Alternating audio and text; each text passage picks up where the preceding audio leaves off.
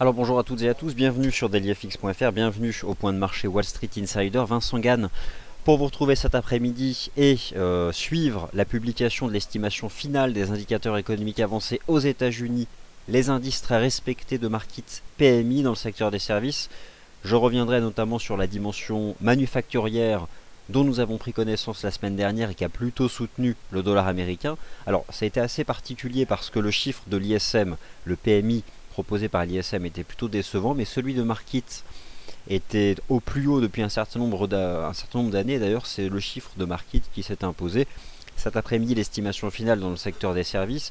Revenons brièvement sur les statistiques publiées ce matin au sein de la zone euro. Les ventes au détail avec un taux de croissance au plus haut depuis 2013, 1,1%, plus forte croissance des ventes au détail au sein de la zone euro depuis 2013, essentiellement tirée par l'Allemagne.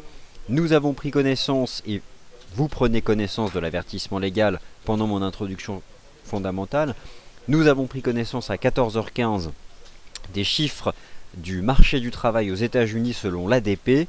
Et suite à ces chiffres de l'ADP, eh bien, le consensus s'est repositionné en ce qui concerne le rapport officiel, les fameux NFP.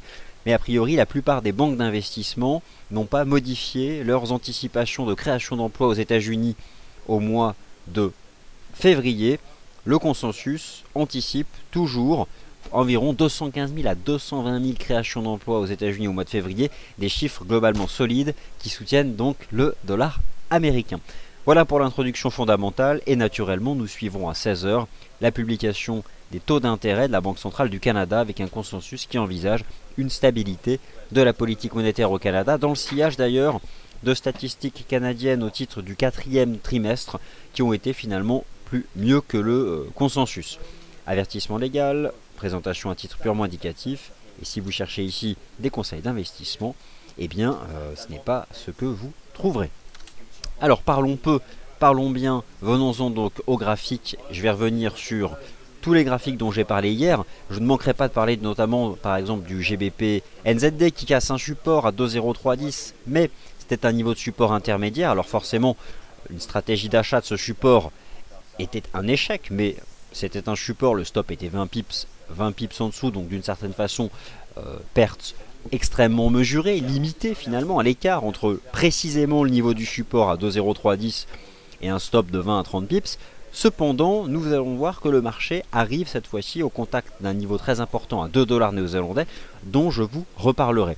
On parlera du GBP CAD, on va parler de l'euro-dollar, on va parler des indices boursiers, bref, beaucoup de choses, puisque les ventes au détail ont influencé l'euro, la partie EUR de vos paires de devises, l'euro est sous pression, le yen se renforce depuis la nuit dernière, l'euro-yen casse donc un support, vous l'avez noté probablement, le dollar US est globalement soutenu par les statistiques de l'après-midi, avec des chiffres de l'ADP qui permettent d'envisager un bon rapport NFP qui serait publié vendredi, et enfin donc la Banque centrale du Canada à 16h.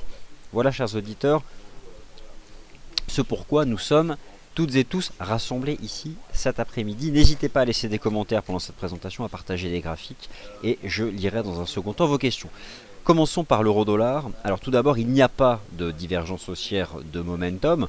Nous sommes dans un marché profondément baissier, c'est un fait.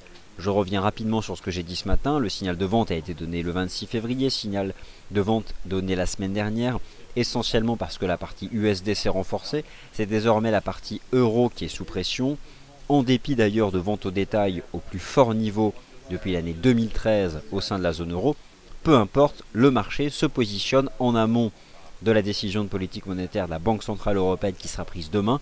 Le marché se positionne vendeur sur l'euro en amont de la conférence de presse que Mario Draghi va donner demain à 14h30. Alors, en ce qui concerne l'euro-dollar, mieux vaut s'intéresser au niveau de résistance puisque les stratégies d'achat sont généralement soit vouées à l'échec, soit permettent d'attraper quelques dizaines de pips dans le cas de figure où vous rentrez finalement pas loin du plus bas. En ce qui concerne l'euro-dollar, le marché teste précisément ses plus bas annuels, ceux qui ont été établis le 25 janvier 2015, qui ont été établis ici à 1,1096, et je vous propose toujours d'utiliser en intraday ce canal de progression. Le marché, on voit le travail depuis ce matin. Ce matin, sur ce chandelier 4 heures, il est venu précisément se poser dans la partie basse. Et puis là, voilà, sans pour autant parvenir à rebondir au contact de la première résistance, je dirais que la toute première résistance se trouve ici à 1,1154, 1,1150 $. Alors clairement, en ce qui me concerne, tant que l'euro-dollar se maintient dans ce petit canal de baisse en données 4 heures, je conserve une anticipation et une vue de marché négative, n'excluant pas finalement le fait que demain, avec la Banque Centrale Européenne, l'euro-dollar aille chercher les 1,10 $. En ce qui concerne une vue de marché et certains niveaux de prix intéressants pour des stratégies de trading, j'aurais tendance à dire finalement que la première résistance étant à 1,1150, finalement exploiter les 1,1150 $ pour une stratégie de vente protégée par un stop au-dessus de ce canal de progression descendant, eh bien me semble une stratégie dans le sens de la tendance et finalement, je dirais, sérieuse sur le plan du money management. Première résistance 1,11, 1,1154, avec donc un canal baissier ici qui permet donc de guider cette tendance négative. L'euro est sous pression, en dépit de statistiques des ventes au détail plutôt solides, et vous l'avez compris, au contraire, le yen lui se renforce depuis la nuit dernière. Alors le fait que le yen se renforce et que l'euro soit sous pression s'est traduit justement sur la paire de devises euro-yen par la cassure d'un support. Cassure d'un support ici à 133,54. 133,54 est désormais un niveau de résistance sur l'euro-yen. Et je pense que ce marché devrait rejoindre ici, lors des prochaines zones, ce niveau-là. Qui se trouve ici à 132. Donc voilà le prochain support ici sur l'euro-yen. Et en tout état de cause, j'aurais tendance à dire que l'euro-yen est finalement lui aussi un bon candidat pour une stratégie de vente de l'euro, avec là aussi une première résistance dont je relève la présence au niveau, si on l'ajuste précisément, il faut quand même utiliser ce niveau-là, je dirais les 133,50 là aussi. Donc, pour commencer justement sur ces paires en euros, j'aurais tendance à dire que sur l'euro-dollar, vous avez une première résistance à 1,11, 1,1154 $ qui peut être utilisée dans le cadre de stratégies allant dans le sens de la tendance, tout comme sur l'euro-yen. Existe donc ici une première résistance désormais sur les 133,50, 133,54. Voilà donc ce que je pouvais vous dire sur ces paires de devises. Alors, des statistiques américaines vont tomber, nous allons bien sûr les suivre. 3h45, estimation finale du PMI dans le secteur des services aux États-Unis au mois de février selon Markit, et exactement le même indicateur à 16h selon l'ISM. Et enfin, à 16h30, l'évolution des stocks de pétrole aux États-Unis selon l'EIA, avec là aussi un restockage d'environ 4 millions de barils anticipé par le marché. Le dollar américain reste globalement fort, vous l'avez compris depuis la semaine dernière, reste globalement encore soutenu sur le court terme. D'ailleurs, j'ai le sentiment qu'on est dans une espèce de phase un peu latérale après avoir fait cette jambe de hausse puissante la semaine dernière. Et finalement, c'est un peu comme l'euro-dollar. Ce que vous avez ici, cette jambe de hausse sur le dollar US, c'est lorsque l'euro-dollar a cassé les 1,1260. Nous avons sur l'euro-dollar un canal de baisse à faible pente. Vous retrouvez ici sur l'US dollar index le même type de canal. Donc en clair, j'aurais toujours tendance à m'intéresser au niveau de support du dollar US et donc un tout premier support qui se trouve sur le dollar US au niveau des 11 820 points. Ce qui est aussi intéressant, c'est que par rapport à cette jambe de hausse ici du 26 février, le marché se contente d'évoluer dans les, dans les 38% d'amplitude de cette jambe de hausse, donc ça reste quand même puissant. Maintenant voilà, nous avons clairement pour l'instant le dollar US qui teste à nouveau ici ses sommets de 2009 à 11 854 points, ce qui correspond d'ailleurs sur l'euro-dollar à un test des plus bas annuels qui se trouve ici à 1,1096. Alors, si par exemple, l'idée c'est quoi, c'est que l'analyse technique fournit des niveaux de support et des niveaux de résistance, en clair. Les niveaux de résistance sont adaptés aux stratégies de vente, les niveaux de support sont adaptés aux stratégies d'achat. Et dans tout ça reste la tendance. On ne peut pas donc traiter un niveau de support, un niveau de résistance de la même façon selon les conditions de marché. Nous sommes dans une tendance baissière et c'est pourquoi un support reste un niveau intéressant pour une stratégie d'achat. Sauf que dans une tendance baissière, je les exclus et ce, quel que soit l'horizon de temps. Dans tous les cas, lorsque vous intervenez réellement en intraday, peut-être que vous utilisez des horizons de temps qui sont inférieurs à cet horizon de temps H4, ce que je ne fais pas. Ce que presque je m'interdis de faire pour pas être bouleversé dans la vue de marché par ce que j'appelle le bruit. Hein, ce qui se passe en l'espace de quelques minutes ou en l'espace d'une demi-heure, je me focalise au grand maximum sur 4 clôtures par jour sur la base de ces chandeliers H4, 7h, 11h, 15h et 19h pour les signaux de marché. Et donc, le dernier chandelier H4 qui m'a donné un signal, c'est réellement la cassure ici des 1,1154 qui est intervenue ici en début de session européenne et en fin de session asiatique. Et c'est pourquoi je considère toujours les 1,1154 comme le premier niveau de résistance et pourquoi je mets donc davantage l'accent sur ce canal de progression. Quand bien même vous vous seriez positionné long en intraday dans la partie basse de ce canal, et avec dans ce cas un stop de protection sous les 1,1096 qui sont le plus bas annuel, naturellement votre target se situe justement au contact de cette résistance à 1,1150. Mais là il s'agit donc d'un trade intraday pour attraper 40 à 50 pips protégés par un stop sous 1,1096. Ça fait partie des stratégies intraday aussi tout à fait, je dirais, justifiées du point de vue du statut de ces différents niveaux de prix, à savoir que 1,1096 en tant que plus bas annuel est support, mais que la tendance étant baissière, je mets davantage l'accent sur la première résistance qui se trouve à 1,1154. Voilà. Donc j'espère que mon propos est globalement clair. Si ce n'est pas le cas, je répondrai bien sûr aux questions que vous vous posez sur ce propos. Alors il y a un certain nombre de paires de devises dont je souhaite parler et sur lesquelles je peux revenir. J'ai parlé de l'euro-dollar et de l'euro-yen, mais il y en a tellement des paires de devises, et nous avons aussi tout à l'heure une décision de politique monétaire de la Banque centrale du Canada. Donc laissez-moi vous proposer un tour d'horizon des paires en dollars canadiens, Euro-CAD, CAD-Yen, USD-CAD, etc. Et dans un second temps, en venir aux autres paires de devises. On va vraiment se focaliser sur le Forex cet après-midi. Si vous souhaitez envisager d'autres marchés, des matières premières ou des indices boursiers, là aussi, laissez donc traîner une question dans la file commentaire. Alors, parlons peu, parlons bien, parlons dollar canadien. Banque centrale du Canada a surpris son monde en janvier, mais elle n'est pas la seule. La Banque centrale d'Australie avait surpris son monde. La Banque centrale européenne, pas réellement. La nuit dernière encore, la Banque centrale d'Inde. Samedi dernier, la Banque centrale de Chine. Bref, le consensus est généralement pris à contre-pied. Il l'a d'ailleurs été en début de semaine en envisageant une nouvelle baisse des taux d'intérêt en Australie, ce qui n'a pas été le cas. Et bien cet après-midi, il n'envisage pas de nouvelles baisses du taux d'intérêt de la Banque centrale du Canada. Sera-t-il là aussi pris à contre-pied? Nous verrons. Je reviens sur la première paire en dollars canadiens de mon tour d'horizon. Commençons par le CAD-Yen. Le CAD-Yen, en substance, voici la dernière argumentation technique que je vous ai proposée hier, à savoir l'existence sur le CAD-Yen d'une ligne de tendance baissière en place depuis décembre 2014, attrapant les tops de marché les plus saillants, ici celui du 8 décembre et ici celui du 31 décembre. Attention, c'est le yen japonais qui se renforce depuis la session asiatique, avec en toile de fond d'ailleurs un phénomène de pullback sur le Nikkei qui revient en direction des 18 300 points qui sont le précédent sommet de l'année 2007 sur le Nikkei, et un très bon point d'achat dans le sens de la tendance. Le CAD-Yen reste donc en position sous cette oblique de tendance, et d'ailleurs hier, voilà, comme quoi c'est toujours le principe du premier test, il l'a testé, il a rejeté. Le CAD-Yen a donc hier rejeté sous cette oblique de tendance baissière, mais lorsque je l'étudie finalement sur, je dirais, le mois de février, voilà dans quoi évolue le CAD-Yen.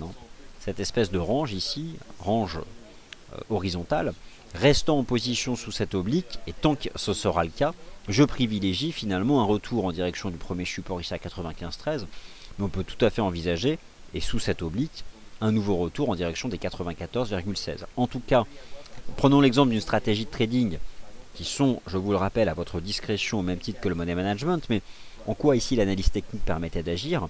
Eh bien, une ligne de tendance, son premier test permettait d'adopter une stratégie de vente, et le niveau horizontal ici des 96,66 de positionner au-dessus un stop de protection. Ça, je crois que c'est globalement ce que nous avons observé hier. Je continue les paires en dollars canadiens et j'évoquerai GBP-AUD, GBP-NZD, puisque je m'étais exprimé dessus, je vais vous proposer des mises à jour. Mais voilà en tout cas en ce qui concerne le CAD-Yen. Poursuivons le tour d'horizon des paires en dollars canadiens. AUD-CAD, rien à dire sur l'AUD-CAD. C'est un vaste range, ces deux monnaies sont sous pression, le dollar canadien l'est un peu plus.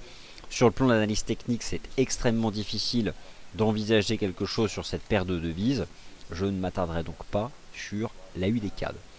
L'Eurocad présente un intérêt nettement moindre selon ma lecture technique que le GBP CAD ou que l'USD CAD. Pourquoi? Parce que Euro et CAD sont sur le FX des monnaies faibles. Et lorsqu'au sein d'une force relative, parce qu'une paire de devises c'est une force relative, lorsqu'au sein d'un cross de devises EUR sur CAD, vous rassemblez au numérateur et au dénominateur deux devises faibles, cela se traduit sur le marché par un range.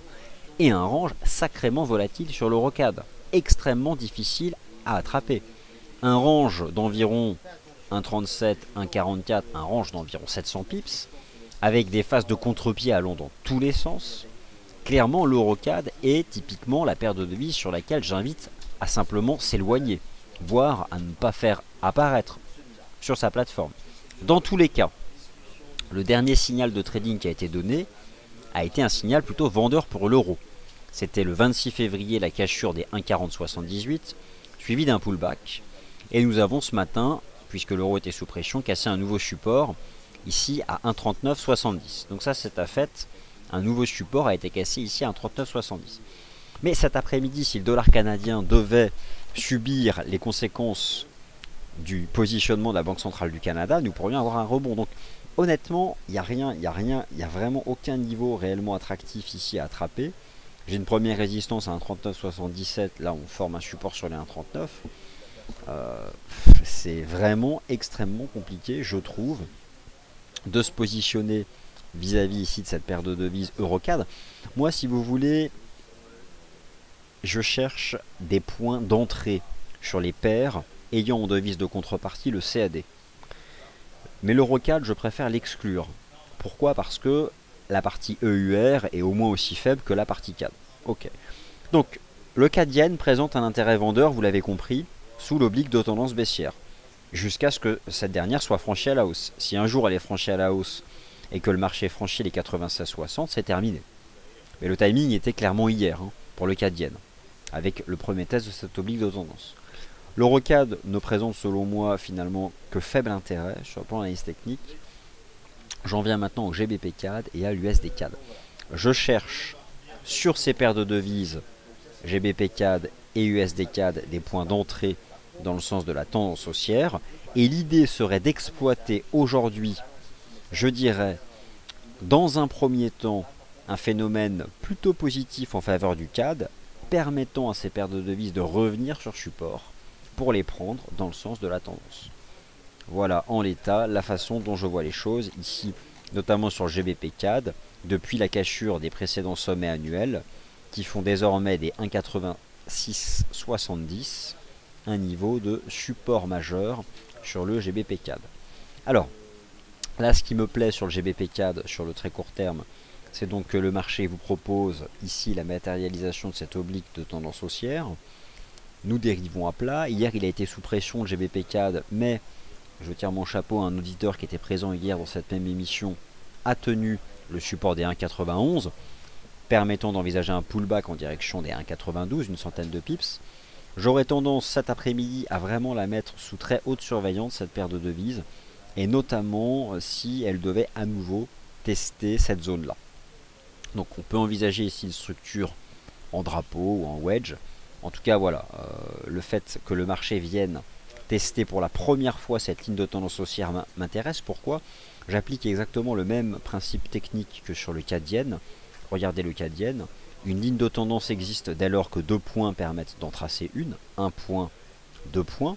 Depuis ce temps, elle existe donc. Et son premier test a eu lieu hier. Regardez. Le premier test a eu lieu hier. Et la paire a rejeté pile poil d'environ 70 pips. Et elle revient maintenant sur un premier support qui se trouve ici à 95,40. Donc en fait, ce qui s'est passé ici sur le plan d'analyse technique sur le CAD Yen serait donc quelque chose que je souhaite appliquer à nouveau ici sur la paire de devises GBP CAD, avec donc, j'attends réellement parce que hier on l'a pas testé, hier on s'est arrêté à 1,91, pour la tester il aurait fallu prolonger jusqu'à 1,90, ça n'a pas été fait. Donc là pour aller tester l'oblique de tendance, ce serait finalement faire du 1,90,50. 1,90,50 serait un niveau attractif, naturellement, dès lors qu'on envisage un niveau pour un prix d'entrée, on pense immédiatement au stop de protection. Sinon, ce n'est pas viable en fait. Parce qu'on ne peut pas rentrer dans une position et ne pas avoir en tête un prix en dessous duquel la stratégie n'est plus valide. Dès lors qu'on n'a pas au moins ces deux caractéristiques, après il est strictement impossible, si vous voulez, pour une tierce personne, de se positionner vis-à-vis d'une position ouverte. Alors justement, petite parenthèse, avant de continuer sur les paires en dollars canadiens, laissez-moi évoquer le cas du GBP NZD et de ce que j'ai pu défendre comme vue de marché sur cette paire de devises. Je rappelle le principe. Je travaille ici cette jambe de hausse puissante qui s'est matérialisée entre 1,92 et 2,10, de 1800 pips. Je considère que cette jambe de hausse est le facteur technique dominant, notamment depuis que les cours se sont affranchis cette oblique de tendance baissière. Après, il y avait deux possibilités. Le marché jusqu'à présent construisait une phase de range au-dessus d'un puissant support, ici à 2,0307. J'ai toujours argumenté en faveur de stratégies positives au-dessus des 2,0307. Ça a notamment fonctionné 2 fois, mais finalement, le marché a enregistré une cassure des 2,0307. Envisageons une stratégie de trading qui se serait appuyée sur ce niveau horizontal. Sachant qu'il se situe à 2,0307, l'ordre d'achat limite pouvait être à 2,0309 ou 2,0308, voire 2,0307. Et à ce moment-là, étant donné qu'il s'agit d'un niveau horizontal, se réserver une marge pour le stop, mais au grand maximum, sous ce point-là, sous 2,0350. En l'état, ma vue de marché qui constituait à dire que ce niveau de support était attractif est invalidée. Et si je devais mettre un stop de chute d'environ 50 pips. Elle est maintenant révolue, c'est donc du passé, puisqu'elle est stoppée, eu égard au fait que toute stratégie de trading est liée à un stop. Maintenant, passons à la suite. Qu'en pensez du GBP NZD? Eh bien, j'ai l'idée en fait que ce marché revient au contact de cette ancienne oblique de tendance, et au fond, c'est l'ultime rempart. L'ultime rempart, le niveau des 2,008, bon, environ une dizaine de pips au-dessus, un ultime ratio de retracement, et puis demain donc la politique monétaire de la Banque centrale du Canada. J'attrape, voilà, exactement ce ratio. Donc 50% de cette jambe de hausse. Où se situe exactement le point de pullback? Il se situe à 2,00100. 2,00100. Donc environ 70 pips en dessous du niveau actuel des cours. Vous êtes d'accord avec moi, puisque le marché vaut 2,01763. Donc j'aurais tendance à dire que nous sommes clairement sur l'ultime rempart, que c'est survendu, mais qu'en l'état, il n'y a pas encore de divergence positive. Ce qui serait un signal de relance, cette fois-ci, ce serait de refranchir les 2,0318, refranchir ce point finalement qui a été cassé. Alors la cassure a exactement eu lieu en fait sur le 2,03, et à ce moment-là, réengager la phase de progression. Donc vraiment, c'est l'ultime rempart. Nous verrons bien. Alors je continue les paires en dollars canadiens, puis après j'évoquerai les actifs qui vous intéressent. L'Euro 4 j'en ai parlé, le GBP 4 j'en ai parlé, et vous avez compris que c'est globalement celle que je surveille le plus, le GBP CAD. Maintenant l'USD CAD aussi. L'USD CAD, je produis finalement tous les jours exactement le même commentaire de marché sur cette paire de devises. Puissante tendance haussière, phase de transition latérale extrêmement saine dans le sens de la tendance. Une façon d'illustrer cette phase de transition latérale et d'étudier la pente que prend ici la moyenne mobile à 20 jours, et vous constatez que cette pente est plate. Et le fait que les prix malmènent et se baladent de part et d'autre de cette moyenne mobile à 20 jours. Donc nous sommes dans une phase de range tout à fait saine pour la reprise à terme de cette puissante phase tendancielle haussière. Donc en l'état, je considère toujours le niveau des 1,2375 comme un bon niveau de support, et j'aurais tendance à exploiter les phases de marché où le marché tombe justement au contact de ces 1,2375. Soit c'est la partie USD qui s'affaiblit sur le court terme, soit c'est la partie CAD qui se renforce sur le court terme, mais voilà en tout cas une zone que je cherche à exploiter sur la paire de devises USD CAD. Alors, vous l'avez compris donc, en ce qui concerne les paires en dollars canadiens, il doit me rester le NZD CAD, et nous avons une cassure haussière qui a été faite sur le NZD CAD, c'est tout à fait intéressant. Le NZD CAD, alors moi hier, je me rappelle parfaitement de mon propos sur le NZD CAD, je conservais une anticipation positive au-dessus du support des 0,9367 en mettant en avant le fait qu'ici nous avions construit une structure de continuation qui prenait plus ou moins la forme d'un rounding chartiste, voire pour certains épaule, tête, épaule de continuation, avec ici donc cette ligne de coup à 0,9360. Le NZD4 testait les sommets ici à un gros niveau horizontal à 0,9478 qui semble avoir été franchi, ainsi que les sommets ici du 21 janvier 2014, précisément 21 janvier dernier, où nous avons pris connaissance de la baisse des taux d'intérêt surprise de la Banque centrale du Canada de 1% à 0,75. En l'état, le NZD4 a donné ici plutôt un signal positif, qui relève donc de l'analyse technique, et d'ailleurs, nous sommes probablement soutenus ici sur le court terme par cette ligne de tendance haussière. Alors peut-on attraper un canal? Bon, il ne faudrait pas non plus exagérer, mais en tout cas voilà. Donc j'aurais tendance à penser désormais que sur le NZD4, nous avons dans cette zone-là une zone d'intérêt dans le cadre de ce qui serait un pullback. Et j'ai en fait le sentiment que le NZD4 serait sorti par le haut d'une phase de range qui prend globalement la forme d'un triangle chartiste. Bon, sans se forcer, en tout cas, voilà, on a plutôt donné un signal technique positif ici sur cette paire de devises, essentiellement du fait de la faiblesse de la partie CAD. Donc oui, le NZD4 globalement est attractif sur support, se positionner sur support. Et à ce moment-là, sur le NZD4, ça engage des perspectives haussières, notamment en direction ici des 0,96, voire des 0,9650. En tout cas, voilà, à quelque chose donc à surveiller ici sur ces paires en dollars canadiens. Voilà, je pense vous avoir proposé un suivi et un tour d'horizon complet des paires en dollars canadiens, CAD-Yen, GBP-CAD, EURO-CAD, USD-CAD, NZD-CAD, AUD-CAD. Je pense en avoir oublié aucune. Donc, je passe l'euro-dollar en plein écran puisque nous allons prendre connaissance de l'estimation finale du PMI dans le secteur des services aux États-Unis selon Markit.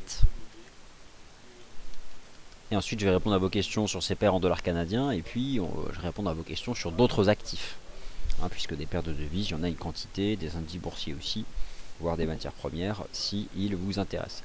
57,2, nous avons un PMI supérieur aux attentes, un PMI tout à fait satisfaisant, 57,2 pour l'estimation finale dans le secteur des services aux États-Unis selon Markit au mois de février. Donc c'est du solide et c'est clairement de nature à soutenir globalement le dollar US. Et donc voilà, sur l'euro-dollar, je considère toujours que la première résistance à 1,1150, à 1,1170 peut être utilisée pour une stratégie de vente, en tout cas dans le sens de la tendance. Ok, je laisse ici l'euro-doll. On voit le CAD-Yen qui est clairement sous pression depuis le test ici de cette oblique de tendance baissière. Je vais repositionner le GBP-CAD et je vais répondre donc à vos questions. Alors, rebonjour à tous pour la plupart. Alors, Anto de B, bonjour. Donc, nous remet en avant donc une étude proposée ce matin par Resus sur le gaz naturel. Et en effet, c'est une stratégie qui s'est confirmée. Alors ce matin, je n'ai plus le graphique de Resus, mais Resus nous a proposé ce matin une vue de marché avec un décompte sur le gaz naturel, mettant en avant le fait que justement sur le gaz naturel, nous étions ici dans une zone attractive, avec un niveau de support qui s'était formé. En l'état, c'est vrai que les cours présentaient en plus ici une divergence haussière standard sur le prix du gaz naturel en données 4 heures, qui est d'ailleurs active depuis un certain temps. Donc voilà, ça confirme globalement le point de vue de Regus. En l'état, maintenant, bon, il y a un premier support ici sur le niveau des 2,75. Il faut clairement que ça tienne pour envisager donc d'aller plus haut.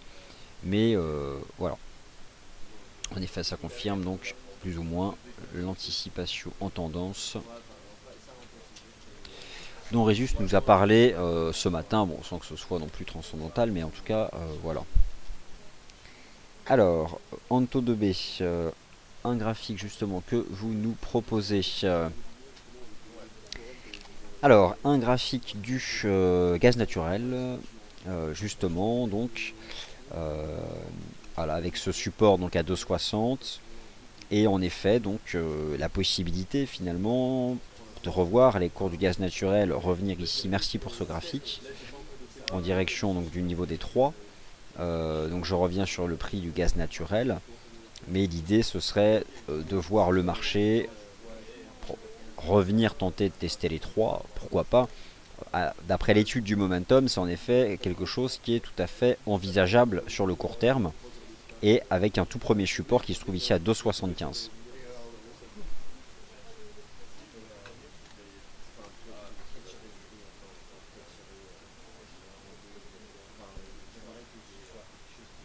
Alors GBPNZD, je me suis exprimé dessus. Philippe, un point de vue sur l'once d'or.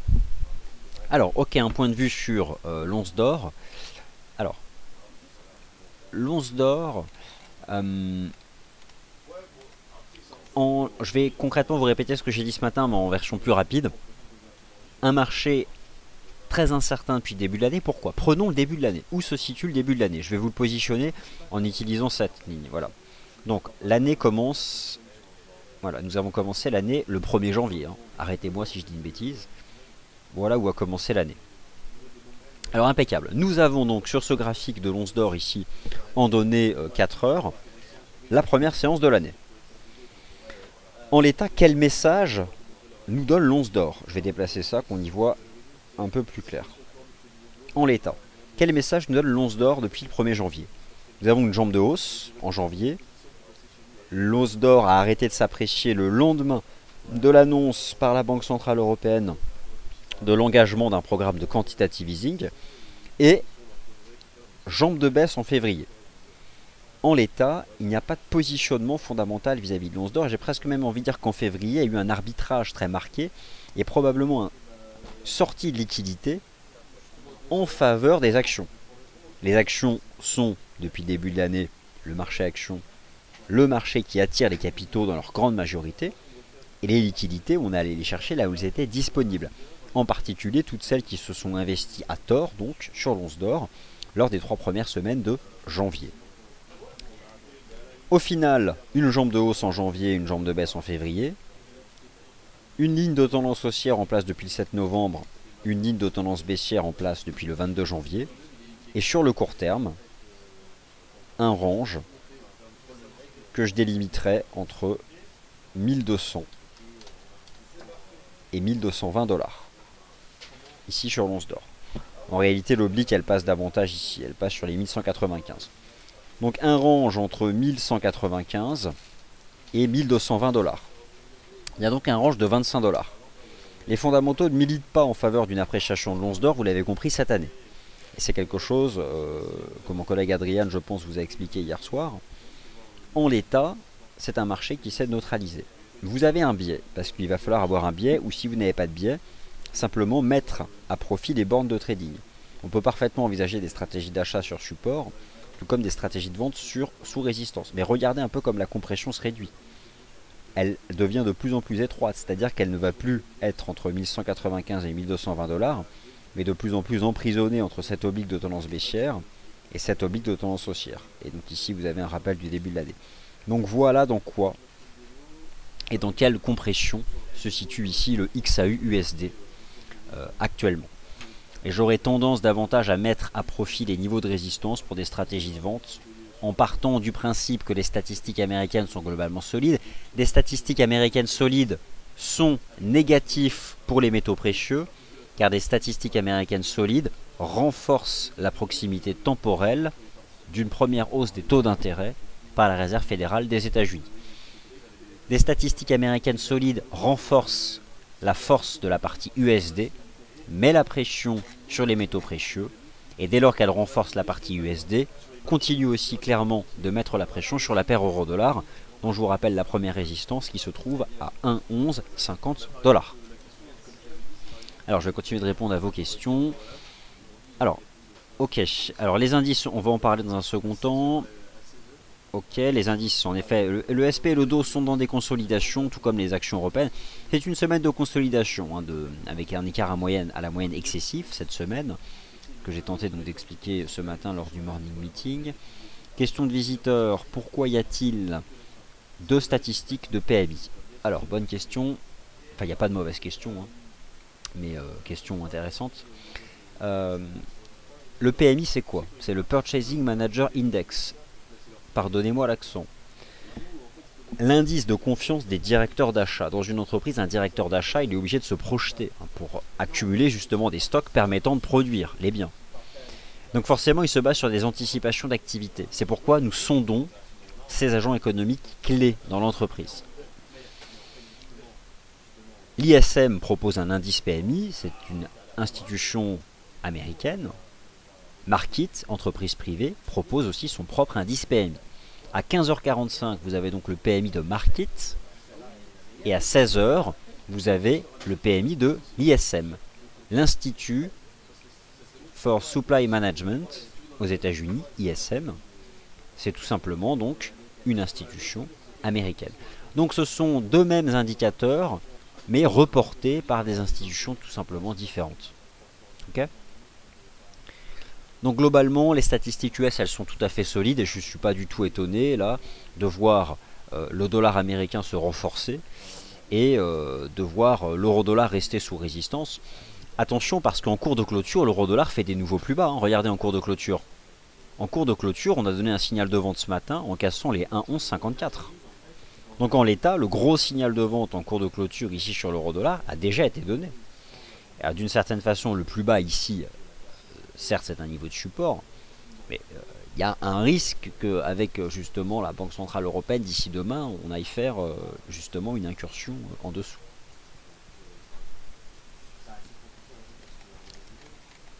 Alors, on commence à constater un début de renforcement du dollar canadien, voilà, qui n'est pas sans m'intéresser, puisque je cherche à exploiter cette zone ici sur le GBP4, en tout cas c'est une zone qui m'intéresse. Et quant à l'USD-CAD, bon bah lui le dollar US reste en fort, ça va être globalement difficile de l'attraper. Par contre le NZD-CAD, finalement pour des stratégies d'entrée sur support, en proximité immédiate, je verrai le GBP-CAD et le NZD-CAD. Je dois admettre que l'USD-CAD s'est déjà fortement éloigné de son support majeur à 1,2375 et que je ne suis pas certain que l'USD-CAD revienne une nouvelle fois tester son support majeur. Enfin, on verra bien. Hein. On ne peut présager de rien de toute façon sur les marchés financiers. Alors je continue les questions. Alors bonjour Laurent, vous pariez donc une chemise sur une cassure des 1,11 de l'euro-dollar, ce qui finalement est clairement possible puisque, encore une fois, donc en utilisant les cours de clôture, le signal de vente a été donné ce matin, il est net et sans appel. Et aller chercher les indices en amont de Mario Draghi me paraît un scénario clairement envisageable. En tout cas, l'analyse technique le suggère depuis la cassure des 1,1154 $. Ce matin, gros signal de vente. Et ça y est, c'est déjà donc chose faite. L'euro-dollar teste. Alors, je crois d'ailleurs qu'il a dû faire une incursion, hein, indice 95. Donc, nouveau plus bas annuel en séance pour l'euro-dollar, avec clairement un risque de voir ce niveau de support être emporté. Nous ferons. Et c'est quelque chose qui peut intervenir dans 4 minutes. Donc, pour résumer, on a déjà fait un tour d'horizon assez global. Mais je ne pars pas, je reste, vous inquiétez pas. Vous inquiétez peut-être pas, mais en tout cas je reste. 16h, l'indice PMI dans le secteur des services aux États-Unis, cette fois-ci selon l'ISM. À 16h, décision de taux d'intérêt de la Banque Centrale du Canada. Et à 16h30, les stocks de pétrole aux États-Unis. Alors, je vous propose en direct de suivre ici la réaction de l'once d'or, de suivre ici la réaction de l'euro-dollar, et je fais le choix de laisser le GBP-CAD. Je fais le choix de laisser le GBP-CAD pour voir le positionnement vis-à-vis du dollar canadien. Nous aurons donc ici l'once d'or qui subit la pression du renforcement du dollar canadien. Et encore une fois, dites-vous bien que des statistiques américaines solides sont néfastes à l'once d'or, car elles renforcent le dollar américain. Alors, Nous avons en l'état, c'est parti, et le marché anticipe, enfin anticipe oui et non, puisque nous avons cet après-midi les statistiques américaines solides. L'euro-dollar établit cette fois-ci de nouveaux plus bas annuels. Cassure en cours du plus bas du 25 janvier 2015. Bon, l'analyse technique a été globalement efficace, je trouve, puisque le signal de vente a été donné à la cassure des 11,54. Mais ne présageons de rien, attendons de voir avec le PMI d'ISM, mais en tout cas, en l'état, c'est propre, selon les standards d'analyse technique, ici sur la paire euro-dollar. Alors, Philippe, question sur le CAC 40. Alors, je vais venir dans un... J'en parlerai tout à l'heure du CAC 40, c'est vrai que c'est pas évident de tout suivre, surtout aujourd'hui lorsqu'on a un calendrier aussi chargé, et que j'essaye notamment de faire un focus sur le GBP CAD. Mais, ok, le CAC 40, vous allez avoir du boulot en plus, monsieur. Ok, donc je vais répondre à votre question sur le GBP CAD. Le GBP Yen. Alors, je regarde le GBP Yen, mais si vous voulez bien, on va quand même suivre la réaction des paires en dollars canadiens. Et ensuite, alors, le GBP Yen. Le GBP Yen. Alors, le GBP Yen est sous pression parce que le Yen se renforce depuis hier. Je pense même qu'en l'état des avocats à un support, je ne serais pas surpris de voir le GBP Yen se replier en direction des 181,60. D'autre part, les indices boursiers sont entrés dans une phase de consolidation, ce qui est aussi propice sur le FX à un renforcement du Yen. Le GBP Yen a cassé un support intermédiaire à 183,50. Il n'est pas encore survendu et quand bien même il serait survendu, ça ne change rien. Il faudra observer des diffs sur support. Je pense que le GBP Yen revient chercher cette ancienne ligne oblique et le niveau des 181,60. Donc j'aurais tendance à dire que sous la première résistance à 183,50, il y a une probabilité quand même de revenir tester ce niveau horizontal à 181,60 ici sur le GBP Yen. Allez, je remets le GBP CAD. Le GBP CAD, je le remets. Et nous allons prendre connaissance des chiffres. Alors, ça commence à être sacrément volatile du côté du dollar canadien. Oh là là là là. Oh, c'est volatile. Alors, je passe en plein écran l'euro-dollar casse. Il y a une volatilité extrêmement poussée sur le dollar canadien. Le GBP CAD revient justement tester cette ligne de tendance haussière en place depuis le 8 janvier. Je considère que nous avons là une zone d'intérêt, une zone de support. En tout cas, pour l'instant, le marché réagit. Alors, il y a des commentaires de la Banque centrale du Canada dont il faut prendre connaissance, naturellement. Ça, c'est quelque chose qui est important. Sans surprise, les taux d'intérêt sont maintenus inchangés.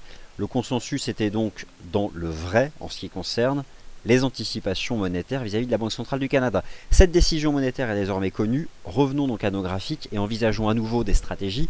Mais je pense qu'en l'état, ce que je vous ai présenté depuis une heure environ n'a pas changé. Alors, voilà ce que je propose.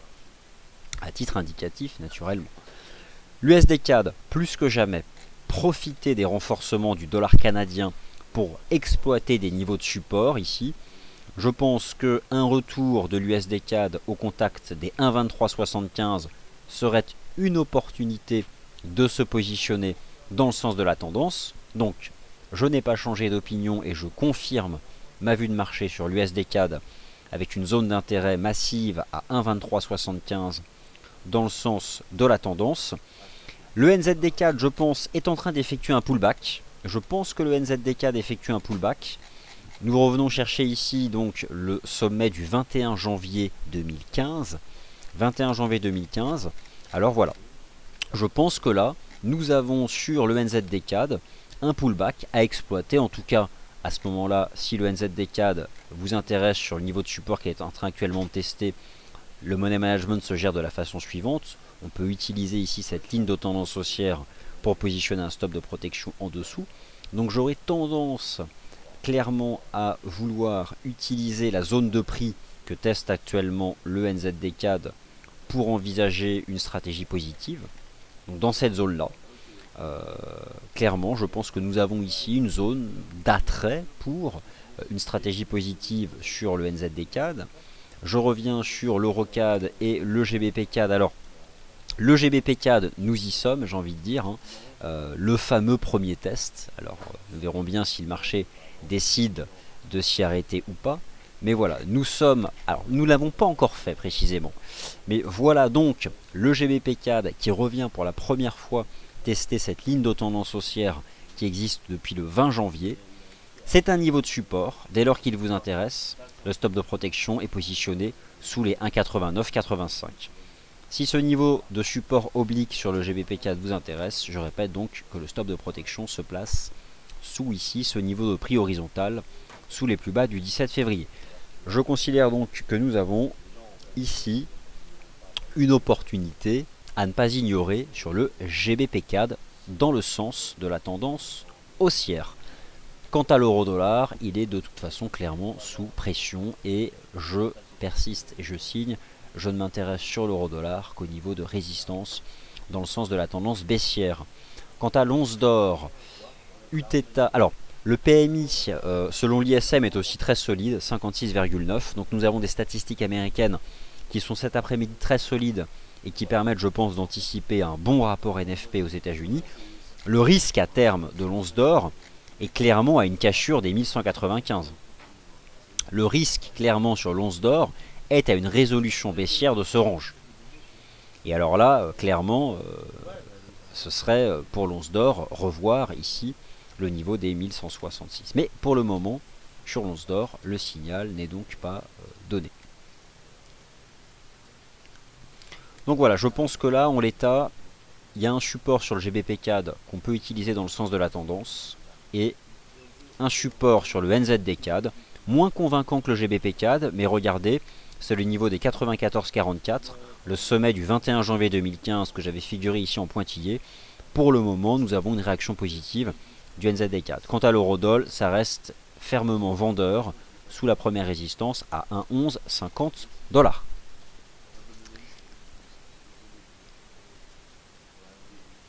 Alors probablement JAS Capital sur l'euro-dollar. La consolidation sur les indices pourrait-elle selon vous faire monter l'or? Non, il y a réellement... Je pense que on ne peut pas raisonner de cette façon-là. Puisqu'il n'y a pas de sortie de capitaux en fait des indices boursiers.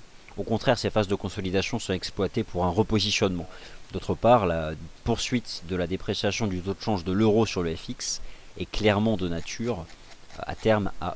Vous savez que la faiblesse de l'euro, c'est un des facteurs de soutien de l'appréciation du prix des actions européennes. Donc oui, là, on est parti pour aller chercher les indices. Hein. Est-ce qu'on va aller chercher les indices d'ici demain? J'ai envie de vous dire, aucune idée. Mais on est clairement bien parti pour. Si d'ailleurs j'essaye d'aller travailler directement une extension,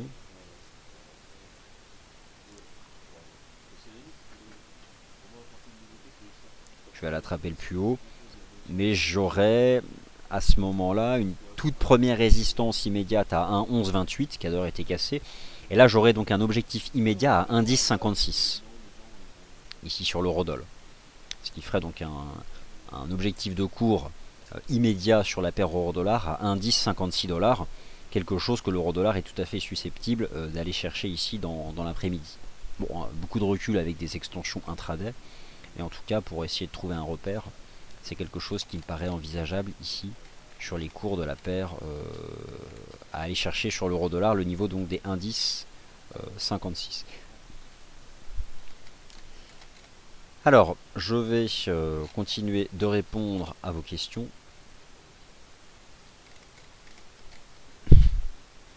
Alors, l'euro n'a pas fini sa descente, en effet, je suis d'accord. L'USD CAD, nous en avons parlé. Alors, un visiteur, est-ce que je vais rester avec vous pour les statistiques sur le pétrole? Oui, pourquoi le NZD est une fusée? Alors pourquoi le NZD est une fusée? Eh bien parce qu'il y a de l'actualité en provenance d'Asie cette semaine, vous l'avez compris, et c'est de nature, notamment, vous avez pu le voir, à avoir renforcé les dollars des antipodes. Euro-dollar, faut-il acheter un 10,90? Je pense que le marché vous a donné la réponse.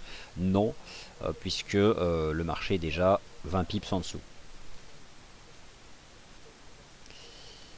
Alors USD Yen, Oh là, que se passe-t-il sur... Ok. Les taux US vont être remontés tout à fait. Donc le risque est clairement à une cassure par le bas du range sur l'once d'or. Le risque, relance haussière du côté du dollar américain.